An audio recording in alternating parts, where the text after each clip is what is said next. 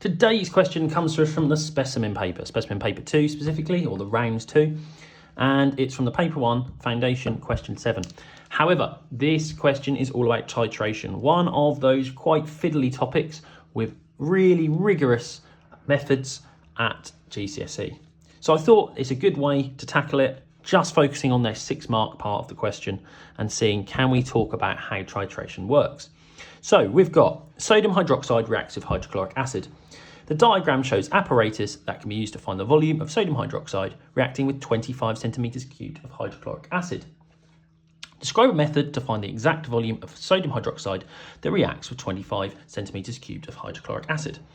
So remember, whenever we see this idea of describe a method, that means we need to think of it as a recipe.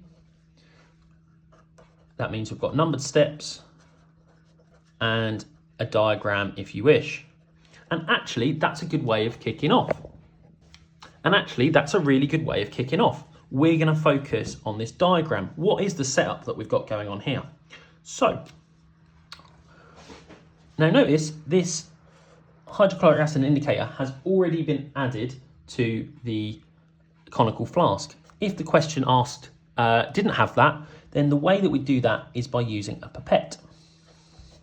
One of those glass ones where we can have a really precise measurement, not one of those little Pasteur plastic pipettes.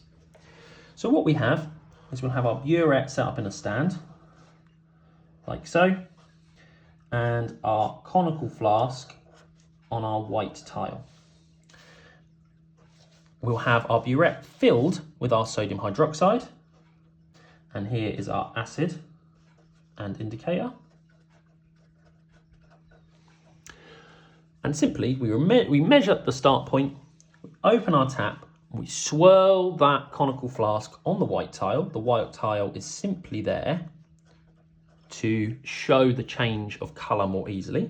And as we get close, we might start to go dropwise, turn it off, and we're trying to measure that exact colour change. And then we will repeat that experiment until we get some experimental results which line up, what we call concordant. So that is the basic setup. How are we going to put that into a method? You could draw this diagram and say set up the equipment as shown. And indeed, that's what I'm going to do, but I'm just going to caveat that a little bit with some specific details. By filling the burette with the sodium hydroxide solution. In a question like this, which is 6 marks, you don't need to concern yourself because it's an overall plan with the real specifics, such as washing out the burette, making sure you initially add it where the tap is open so you don't get air bubbles. Things like that. Those experimental methods might come into a question where it says, you know, explain in detail how you measure a burette, how you fill up a burette, or what might be an error which the student has made. Step 2 is we add the hydroxide solution from the burette, and we do that until we get a colour change. Now, I'm going to add an extra step in here, which is just to think about those techniques. I'm going to keep it in that step 2, but thinking about how do we make sure we do well there towards the end, okay? So we're going to say ensure you swirl the flask, and that means that we get good mixing, and add dropwise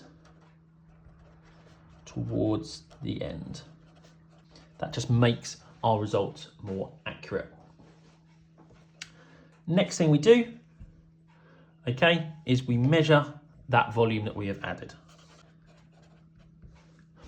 And finally, we repeat that experiment until we get 2 concordant results. These are results which match up. So I'm just going to put there matching / agreeing, just for your own benefit. So that's how we do a titration. Hopefully that jogs a few memories, but also we've used that as a really good example of how we do a method question.